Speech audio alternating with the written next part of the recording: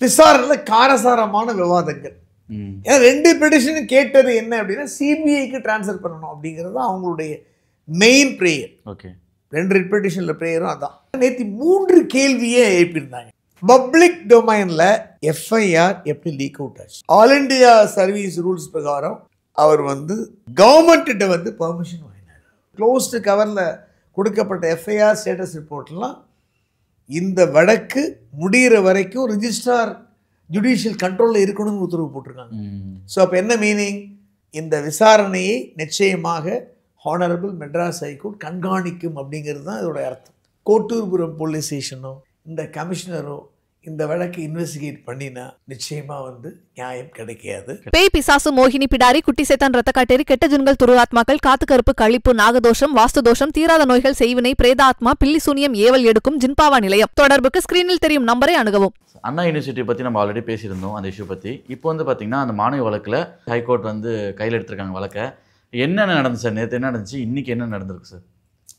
First of all Chennai உயர்நீதிமன்றம் honourable Madras ஹைகோர்ட்டும் Chennai honourable ஜட்ஜஸும் யார் பாதிக்கப்பட்டாலும் பாதிக்கப்பட்டவர்களின் பக்கம் மனுநீதி சோழன் ஆண்ட இந்த தமிழ்நாட்டில் மனுநீதி இன்னும் நிலைத்திருக்கிறது என்பதற்கு உதாரணம் தான் ஹானரபிள் மெட்ராஸ் ஹைகோர்ட். இந்த வழக்கு மட்டுமல்ல, பல வழக்கல்ல, இந்த வழக்கும் இதற்கு ஒரு முன்னுதாரணம் ஆக இருக்கிறது.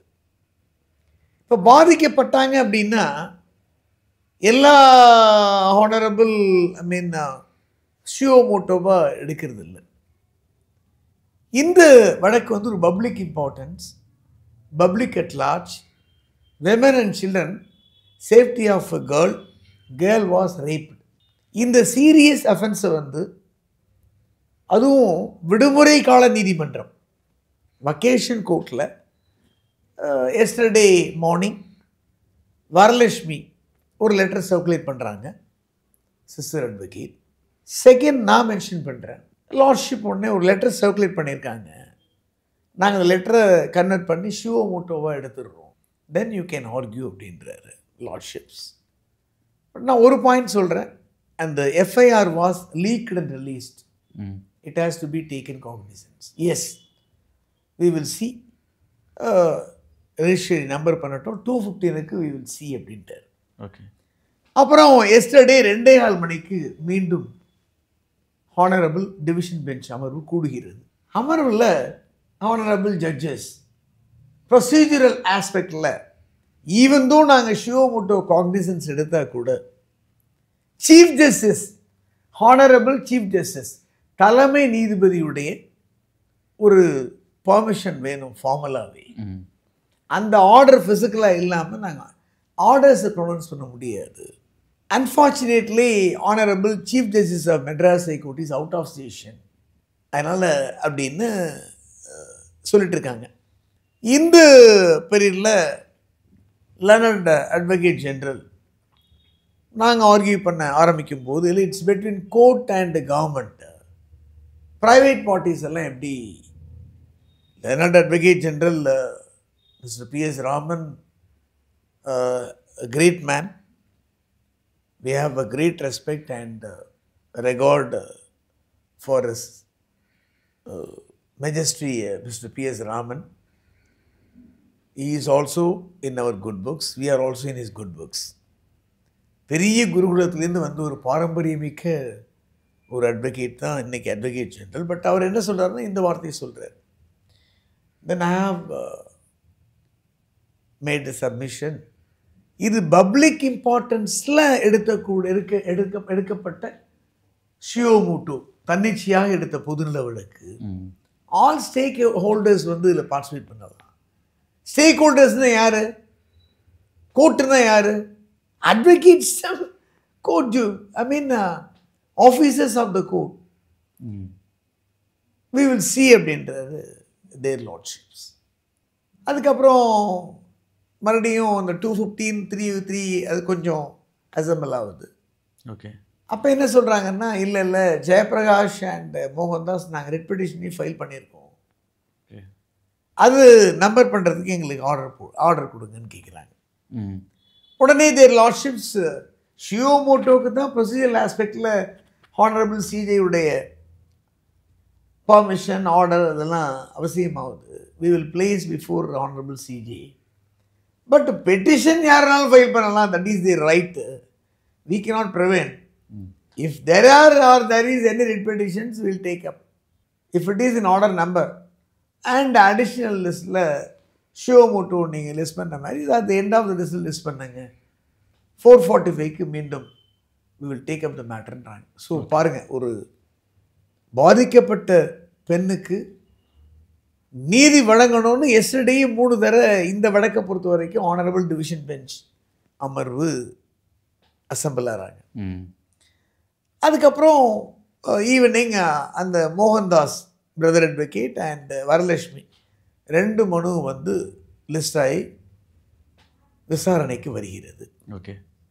விசாரணையில் காரசாரமான விவாதங்கள். ஏன்னா 2 பெட்டிஷனும் கேட்டது என்ன அப்படின்னா சிபிஐக்கு டிரான்ஸ்ஃபர் பண்ணணும் அப்படிங்கிறது தான் அவங்களுடைய மெயின் ப்ரேயர். ஓகே. 2 ரிட் பெட்டிஷனில் ப்ரேயரும் அதான். அப்போ ப்ரொசீஜரல் லேப்ஸ் ஆனது, செக்யூரிட்டி லேப்ஸ் ஆனது, சர்வேலன்ஸ் இல்லாதது அப்படின்னு பல ஆர்குமெண்ட்ஸ். அதுக்கப்புறம் இந்த மேட்ரை மண்டே வச்சுக்கலாம் அப்படின்னு லேர்னட் ஏஜி அண்ட் அரசு தரப்பில் ஜிபிலாம் சொல்கிறாங்க. நோ, நாளைக்கு நாங்கள் வரோம், சிறப்பு அமர்வு tomorrow, special sitting will hear the matter. அதில் ஏதாவது நீங்கள் உங்களால் சப்மிட் பண்ண முடியலன்னா we will adjourn the matter to Monday அப்படின்னு இன்றைக்கி மார்னிங் சிறப்பு அமர்வு இந்த பாதிக்கப்பட்ட பெண்ணுக்கு ஒரு தமிழ்நாட்டில் நடந்த இந்த அக்கிரமத்துக்கும் அநியாயத்துக்கும் ஹானரபிள் மெட்ராஸ் ஹைகோர்ட் கம்ப்ளீட்டாக வந்து துணை நின்றது அப்படின்னா இந்த வழக்கு தான். கண்டிப்பாக காலையில் கூட்டு அசம்பிள் ஆகுது. 10:30னா அரௌண்ட் 11:05 ஸ்டேட்டஸ் ரிப்போர்ட்டை நாங்கள் ஃபைல் பண்ணுறோம் அப்படின்னு எஸ்டர்டே லேர்னட் ஏஜி சொல்லியிருந்தார். And additional public prosecutor AG Kumaresan, அவர் additional public prosecutor Babumuthu Meeran, இவங்கெல்லாம் முனியப்பராஜ் எல்லாம் வந்து ஸ்டேட்டஸ் ரிப்போர்ட் ஃபைல் பண்ணுறேன்னு சொல்லியிருந்தாங்க. ஓகே. அதாவது நிலை அறிக்கைன்னு பேர். அதில் மோகன்தாஸ் தரப்பில் அப்பீர் ஆனவங்க இல்லை அஃபிடவிட்டாக ஃபைல் பண்ணணுன்னாங்க. பிரமாண வாக்கு மூலமாக ஒரு ஷார்ட் பீரியடில் ஃபைல் பண்ண முடியாது, லெட் இட் பி இனிஷியலாக ஸ்டேட்டஸ் ரிப்போர்ட் நிலை அறிக்கை வரட்டும் அப்படின்னு சொல்லியிருந்தாங்க. நேற்று 3 கேள்வியே எழுப்பியிருந்தாங்க நீதியரசர்கள் மேதகு SM சுப்பிரமணியன் அவர்களும் நீதியரசர் மேதகு VL லட்சுமி நாராயணன் அவர்களும். என்னென்ன கேள்வி அப்படின்னா, பப்ளிக் டொமைனில் எஃப்ஐஆர் எப்படி லீக் அவுட் ஆச்சு, இந்த எஃப்ஐஆர் லீக் அவுட் ஆனதுனால identity of the victim, identity of the parents, address, mobile number எல்லாம் பண்ணி டோட்டல் டேமேஜ் பண்ணிட்டீங்க யாரை விக்டிமையும். இது விக்டிம் பிளேம் ஷேமிங். கண்டிப்பாக. பேரண்ட்ஸையும் ஷேம் பண்ணிட்டீங்க. Can it be taken back? இதுக்கு நீங்கள் பதில் சொல்லுங்க. ஏதோ சமாளித்து பார்த்தாங்க. நோ ஸ்ட்ரைட்டாகவே we are on that point, மற்ற பாயிண்டில் we are not on that point. இதுக்கு நீங்கள் ஆன்சர் பண்ணுங்க. Second question, Madras city police commissioner Arun IPS எப்படி இன்டர்வியூ கொடுத்தாரு? விசாரணை ஃபுல்லாக முடியாமல் ஆல் இண்டியா சர்வீஸ் ரூல்ஸ் பிரகாரம் அவர் வந்து கவர்மெண்ட்டிட்ட வந்து பர்மிஷன் வாங்கினார். அக்கார்ட் வாங்கினாரா, கவர்மெண்ட்டை சாங்ஷன் வாங்கினாரா, கவர்மெண்ட்டில் வந்து கேட்டாரா, கவர்மெண்ட் வந்து பர்மிட் பண்ணாங்களா, இது என்ன ரூல் இருக்குது, இதை கொஞ்சம் நீங்கள் எக்ஸ்பிளைன் பண்ணணும். செகண்ட் கொஷின், அதாவது with the consent of the government அவர் இன்டர்வியூ கொடுத்தாரா? இந்த மாதிரி சென்சிட்டிவான கேசஸில் பப்ளிக் சர்வன்ட் ஒரு IPS ஆஃபீஸர் கொடுக்கலாமா? ஐபிஎஸ் அருண் அவர்கள் என்ன சொல்றாருன்னா தரப்புல இல்ல அதெல்லாம் விட்டுருங்க, போலீஸ் மேல குற்றச்சாட்டுகள் இப்போ அதை பற்றி நம்ம பேசுறதுக்கு முடிவு பேசணும். லா இஸ் செட்டில்டு. சூப்பர். இப்போ அருண்லாம் வந்து அருண் பேசணும்னா அருண் என்ன பண்ணியிருக்கணும், அவர் தரப்புல ஒரு வக்கீலை வச்சு காலைல இன்டர்வியூ போட்டு பேசியிருக்கணும். அருண் தரப்புல நியாயம் இருந்தால் என்ன பண்ணியிருக்கணும், அவரே வாலண்டரியா வந்து இல்லை நான் வந்து கவர்மெண்ட் அட்வொகேட்ஸை வந்து அஃபீஷியல் கெப்பாசிட்டியில் வரட்டும், பர்சனல் கெப்பாசிட்டியில் இருந்தால் நான் தனியாக ஒரு அட்வொகேட்டை என்கேஜ் பண்ணுறேன், என் தரப்பு நியாயத்தை நான் சொல்கிறேன் அப்படின்னு ஒரு இன்டர்வென்ஷன் போட்டிருக்கலாம்ல. கண்டிப்பாக. சட்டப்படி அவர் செய்தது தவறு. பின்னாடி வரேன். Okay sir. ஏன்னா லா இஸ் செட்டில்டு. இனிமேல் அருண்லாம் பேசி பிரயோஜனம் கிடையாது. Proceedings were over. Okay sir. உத்தரவுகள்லாம் வந்து பாஸ் ஆயாச்சு, இன்னும் அமல்படுத்த வேண்டியது தான். Later on we'll at the எண்ட்ல வருவோம். அது தேர்ட் கொஸ்டின் சார். ஸோ இந்த தேர்ட் நிர்பயா ஃபண்டுன்னு ஒரு ஃபண்ட் இருக்கு. எவ்வளோ ஃபண்டு வந்தது, எவ்வளோ யூட்டிலைஸ் பண்ணீங்க, அதில் கேமராஸ் எல்லாம் நீங்கள் இன்ஸ்டால் பண்ணீங்களா இல்லையா? இதான் 3 கொஷின்ஸ். ஓகே. இன்றைக்கி மார்னிங் அசம்பிள் ஆன உடனே learned advocate general mister PS Raman ஒரு டெக்னிக்கல் ஃபால்ட்டில் தான், ஏன்னா அதை பற்றி நான் பேசினா ஹவர்ஸ் டுகெதர் ஆகிடும். எஃப்ஐஆர் எப்படி லீக் அவுட் ஆனதுங்கிறது வந்து அதே ஒரு ½ அன் ஹவருக்கு மேலே ஆர்குமெண்ட் போச்சு. அதில் என்ன க்ரக்ஸ் அப்படின்னா, இது இன்னைக்கு தான் வருது. நேஷனல் இன்ஃபர்மேட்டிக்ஸ் சென்டருக்கு நாங்கள் கொடுத்துட்றோம், அப்லோட் ஆயிடுச்சுன்னா வந்து அவங்க தான் அதை பார்த்துக்கிறாங்க. ஓகே, அப்படி அப்லோட் ஆயிடுச்சு அப்படின்னா யார் வேணாலும் வியூ பண்ணலாம். கண்டிப்பாக. அதனால வந்து இது ஒரு பை டெக்னிக்கல் எரரில் வேணால் போயிருக்கலாம், நாங்கள் ரிலீஸ் பண்ணல. அப்போ question, who is the author of the FIR அப்படிங்கிற கொஸ்டின் ரைஸ் ஆகுது. ஓகே.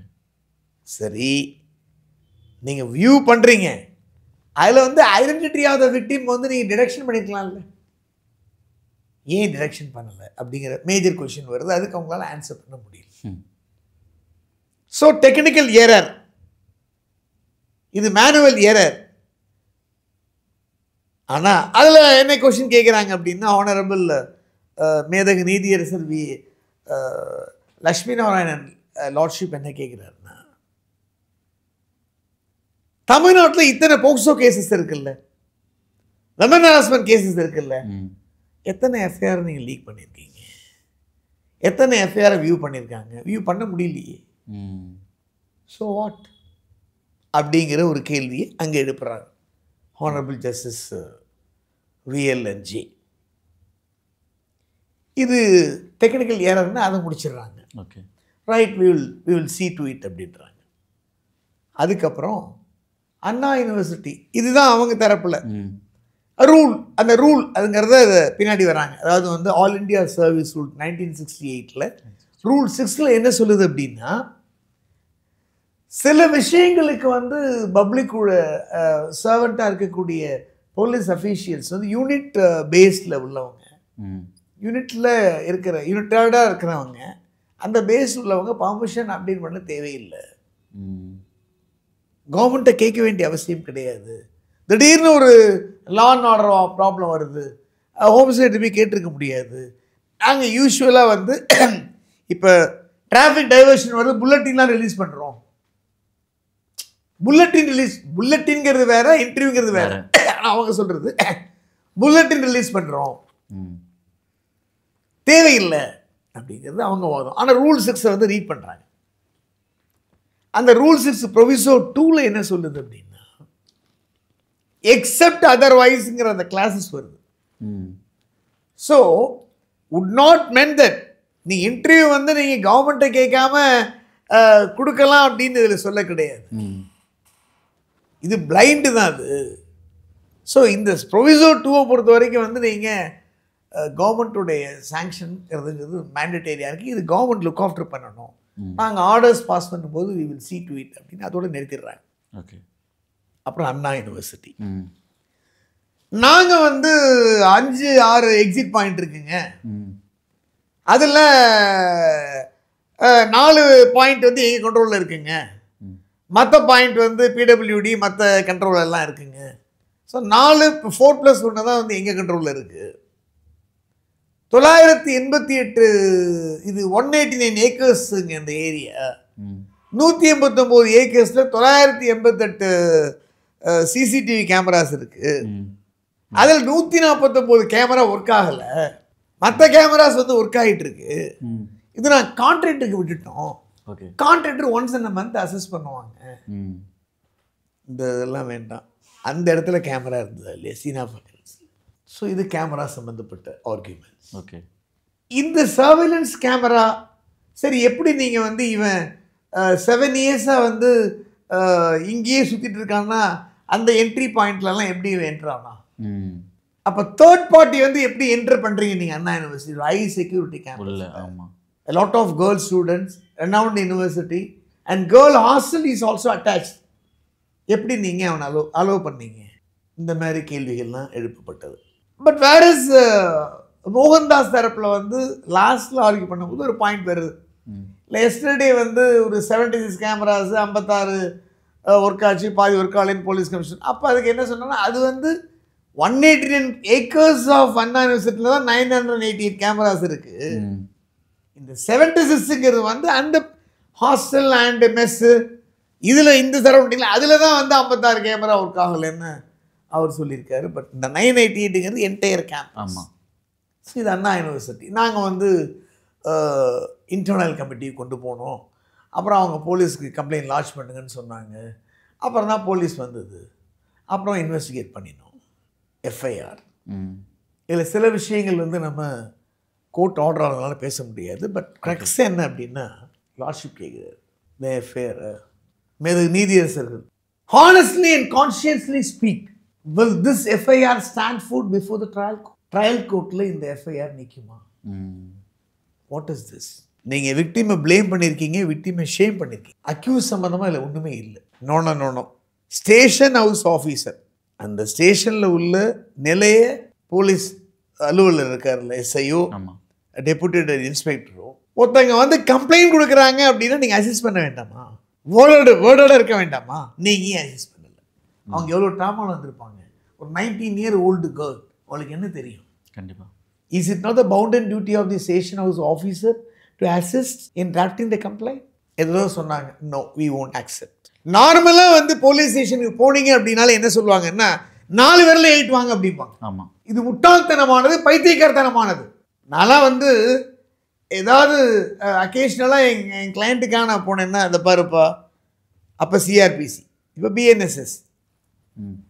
சிஆர்பிசி எடுத்தீங்க அப்படின்னா complaint should be reduce in writing தான் இருக்குது. எத்தனை பக்கம் எத்தனை வரிலாம் இல்லை. நான் இஷ்டப்படி தான் தருவேன். நாளைக்கு நான் வந்து சும்மா எஃப்ஐஆரை போட்டு இந்த ஜோடித்து இந்த இப்போ விளையாட்டுக்கு நான் வரல, அவனை பனிஷ் பண்ண தான் நாங்கள் வந்திருக்கேன். நான் சொல்கிறத நீங்கள் அக்செப்ட் பண்ணுங்க, இல்லையா நான் போஸ்டரில் வச்சு நான் ஆக்ஷன் எடுத்துக்கிறேன் தான் நான் ஐயூசிசி. ஆனால் எல்லா போலீஸ் ஸ்டேஷன்லேயும் 4 விரல் 8 வா, அரை பக்கத்தில் 8 வா, கால் பக்கத்தில் 8 வான்னு தான் இன்றைக்கி சொல்லிட்டு அது ஒரு முட்டாள்தனமானது. அது அவங்களுக்கே இந்த அவேர்னஸ் இல்லை. இனிமையாக இந்த ஜட்ஜ்மெண்ட்டுக்கு அப்புறமா தான் அவங்க திருந்தணும். பாதிக்கப்பட்டவன் எல்லாத்தையும் தான் 8 வருவான், எத்தனை பக்கமாக தான் உங்களுக்கு என்ன இல்லையா? ஸோ அந்த ஆஸ்பெக்டில் கொஷின் ரைஸ் ஆகுது. அதுக்கப்புறம் 64 BNSS அந்த ஆக்டில் வருது. அதுக்கப்புறம் என்ன வழக்கு அப்படின்னு பார்த்தீங்கன்னா 64 BNS ரேப், 63 ரேப்பு, 64 பனிஷ்மெண்ட்டு. அதுக்கப்புறம் இவங்க கோர்ட் அத்தாரிட்டி இல்லாமல் வெளியிட்டது 72, 73 அஃபென்ஸ். இது சம்பந்தமான டிஸ்கஷன்ஸ். இந்த ஆர்கியூமெண்ட்லாம் முடிஞ்ச உடனே லார்ட்ஷிப் கேட்ட ஒரே ஒரு கேள்வி தான், what ever it may B, ஒரு அக்யூஸ் தான் இருக்குன்னு இனிஷியல் ஸ்டேஜ் ஆஃப் இன்வெஸ்டிகேஷனில் எப்படி போலீஸ் கமிஷனர் வந்து ஒரு கன்க்ளூஷனுக்கு வர முடியும்? இந்த ஒரு பாயிண்ட் எங்களுக்கு போகும். Supreme court time and again சொல்கிறாங்க, இந்த மாதிரி சர்டைன் அஃபென்சஸில் ஐடென்டிட்டியை ரிவீல் பண்ணக்கூடாது.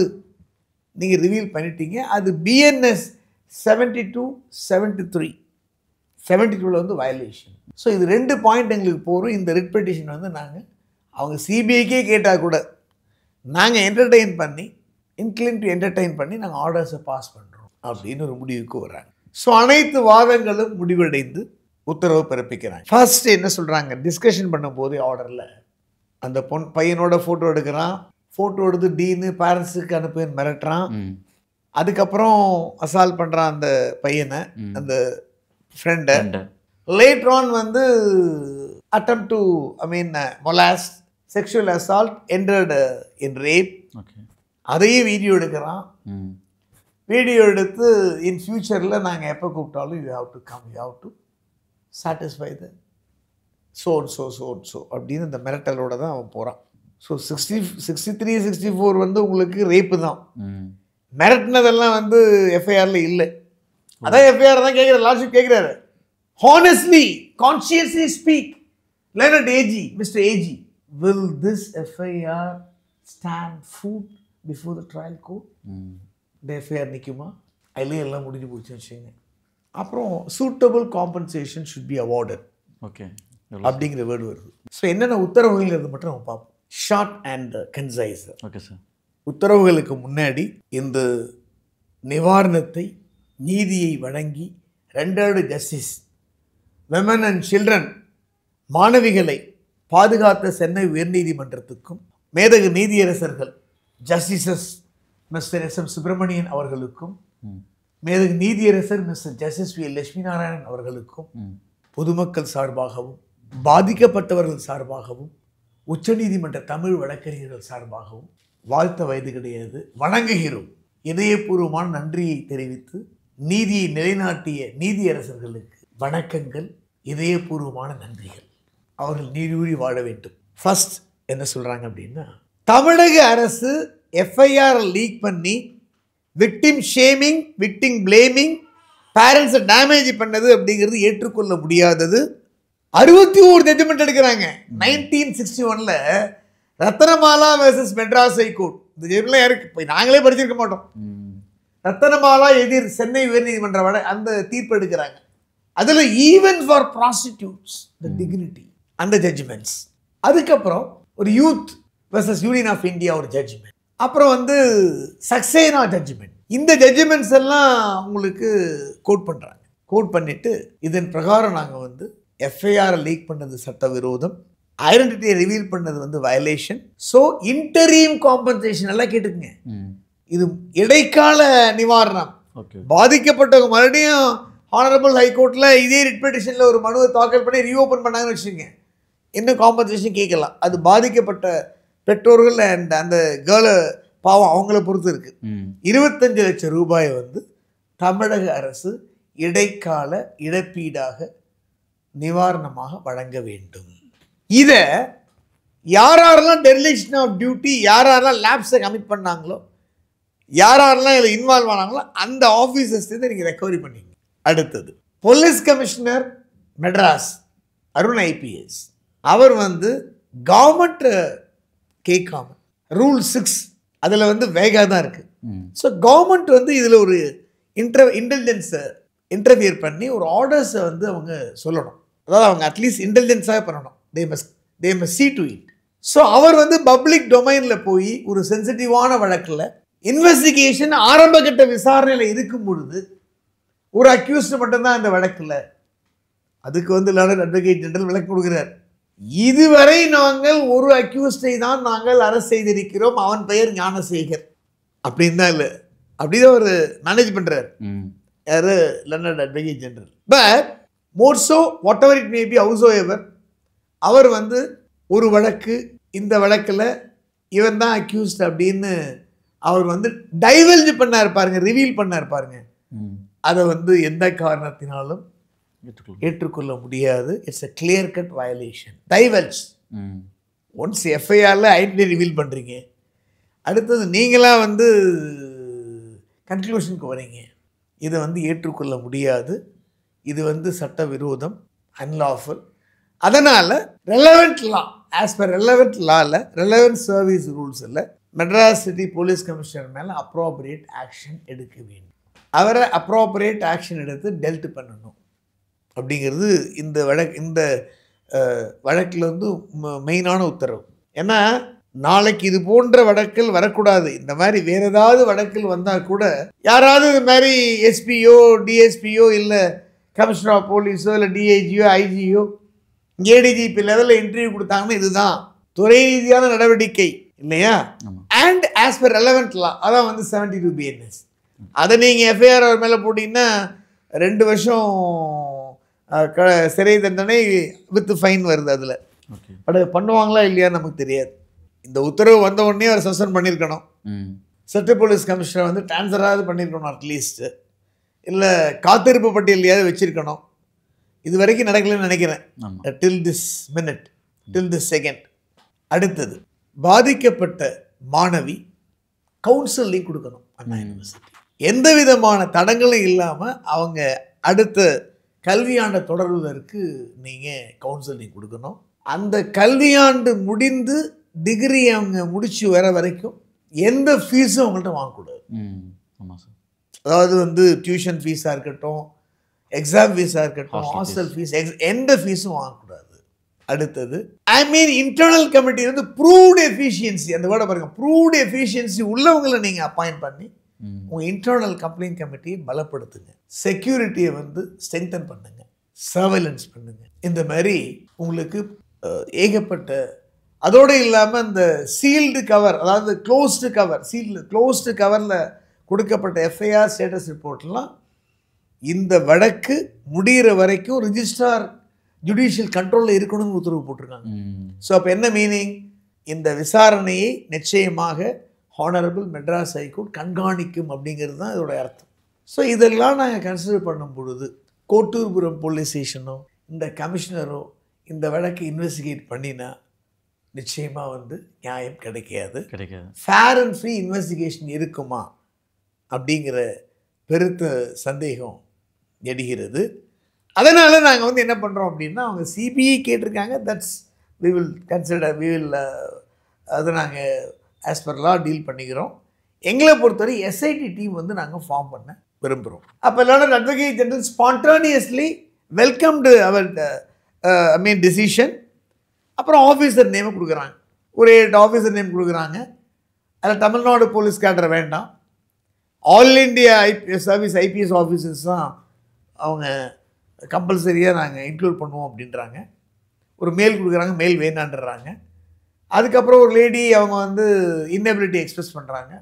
ஃபைனலாக 3 IPS officers, women IPS officers டீமை கான்ஸ்டியூட் பண்ணுறாங்க. ஆமாம், நம்பர் 1 ஸ்னேகப்பிரியா ஐபிஎஸ். அடுத்தது ஆவடி டிசி ஐமால் ஜோனோதோ அவங்க. அடுத்தது Salem DC Brinda. 3 women police IPS officers தான் இந்த வழக்கை இன்வெஸ்டிகேட் பண்ணணும். அவங்க தான் சார்ஜ் ஷீட்டை ஃபைல் பண்ணணும், அவங்க தான் ட்ரையல் நடத்தணும். அந்த ட்ரையல் முடிகிற வரைக்கும் நீங்கள் கொடுத்த டாக்குமெண்ட்ஸ் வந்து ரிஜிஸ்ட்ரார் ஜுடிஷியல் வந்து கஸ்டடியில் வச்சுக்கணும். Custodian of the Anna university கஸ்டோடியன்னு ப்ரூவ் பண்ணணும். ஸ்டூடெண்ட்ஸுக்கு செக்யூரிட்டியை வந்து பீஃபப் பண்ணுறதோடலாம் பலப்படுத்தணும் அப்படின்னு பலவிதமான நிவாரணங்களை ஹானரபிள் மெட்ராஸ் ஹைகோர்ட் இந்த வழக்கில் மோகன்தாஸ் அண்ட் வரலட்சுமியோடைய ரெட்மெண்டில் வந்து பிறப்பிச்சிருக்காங்க. பாதிக்கப்பட்டவர் யாராக இருந்தாலும் உயர்நீதிமன்றத்தை ஹானரபிள் ஹைகோர்ட்டை அணுகும் பொழுது நிச்சயமாக மனு நீதி, அந்த சோழன் ஆண்ட இந்த பூமியில் நீதி கிடைக்கும். அவங்க வந்து இர்ரெஸ்பெக்டிவ் இன்னொரு இதுவும் சொல்லியிருக்காரு அவர், என்னென்னா இன்வெஸ்டிகேஷன் யாராக இருந்தாலும் irrespective of the power status conduct investigation, he should not be scot free அப்படிங்கிறதையும் ஆணித்தரமாக பதிவு பண்ணியிருக்காரு. அப்புறம் அப்சர்வேஷனில் ஒரு வரி சொல்கிறார், இந்த மாதிரி உள்ளவங்களெல்லாம் வந்து நீங்கள் சர்வேல் பண்ணி இந்த மாதிரி அக்யூஸ் 20 வழக்கு இருக்குது அது இருக்குன்றீங்க, எஸ்சி ஷீட்குள்ளே நீங்கள் போடலை அப்படின்னா அவங்க மறுபடியும் வந்து தப்பு பண்ண ஆரம்பிச்சிருவாங்க. பெர்பெட்ரேட்டர்ஸோட அஃபெண்டர்ஸ் வந்து எம்போல்டன் ஆயிடுவாங்க அப்படிங்கிற ஆணித்தரமான அந்த பதிவையும் நீதியரசர்கள் வந்து பண்ணியிருக்காங்க. This is the entire honourable Madras high court special sitting court proceedings Anna university அந்த பாதிக்கப்பட்ட மாணவியோட வழக்கில். இதில் லாஸ்ட்டாக என்ன முத்தாய்ப்பா, லார்ட் அட்வொகேட் ஜெனரலே வந்து வெல்கம் த டிசிஷன் ஆஃப் எஸ்ஐடியை வரவேற்றிருக்காங்க. 3 விமன் ஆஃபீஸர்ஸ் அவங்க தான் நேமை கொடுத்துருக்காங்க. அதனால் மேல்முறையீடுக்கு ஆனரபிள் சுப்ரீம் கோர்ட்டுக்கு இந்த வழக்கை கொண்டு போக மாட்டாங்க அப்படின்னு நாங்கள் நினைக்கிறோம். இந்த வழக்கை சுப்ரீம் கோர்ட்டுக்கு கொண்டு போனால் ஜட்ஜ்மெண்ட்டுன்னு எம்போல்டன் தான் ஆகுமே தவிர இவங்க நினைக்கிற மாதிரி இந்த ஆர்டர்லாம் வந்து நீங்கள் ரத்து பண்ண முடியாது. ஆனால் Madras city police commissioner ADGP cadre இல்லையா, அவருக்கு எகெயின்ஸ்டாக appropriate action as per relevant law எடுக்கணும் அப்படின்னு ஒரு உத்தரவு இருக்கு இல்லையா, அதை மட்டும் வேணால் எடுத்துகிட்டு அவங்க ஆனரபிள் சுப்ரீம் கோர்ட்டுக்கு ஒரு அப்பீலாக கொண்டு போகக்கூடிய சான்ஸ் இருக்குது. அப்படி எங்கே போனாலும் வந்து இன்னும் ஆக்ஷன் டெல்ட் ஆகுமே தவிர, ஏன்னா அது கிளியர் கட் வயலேஷன். ஸோ அதை மட்டும் அங்கே எடுத்துகிட்டு போகிற மாதிரி சில தகவல்கள் வருது. மற்றபடி என்டையர் ஜட்ஜ்மெண்ட்டும் அவங்க அப்பீலுக்கு கொண்டு போனாங்க அப்படின்னா இது தமிழக அரசுக்கு வந்து பெருத்த ஐ மீன் சொல்லக்கூடாது, அவங்களுக்கு வந்து இந்த அப்பீல் எடுத்துகிட்டு போனாங்கன்னா அவங்க அப்பீல் வந்து டிஸ்மிஸ் தான் ஆகும், படுதோல்வி தான் ஆகும், சவுக்கடி தான் கிடைக்கும். அதோடு இல்லாமல் அப்பீலை சுப்ரீம் கோர்ட்டு கொண்டு போனாங்க அப்படின்னாலே மாணவிகள் பெண்களுடைய வாக்குகள் எல்லாம் இழந்துருவாங்க. நான் கள்ளக்குறிச்சி சிபிஐ கொண்டு போனாங்க, அட்மிஷன் ஸ்டேஜ்லேயே டிஸ்மிஸ் ஆயிடுச்சு இல்லையா? ஸோ இவர்கள் அப்பீலுக்கு செல்வார்களா இல்லையா அப்படிங்கிறது நாளை தெரியும். அதை ஐ திங்க் அவர் மிஸ்டர் ஆலந்தூர் பாரதி அவர் சொல்லுவார்னு நினைக்கிறேன்.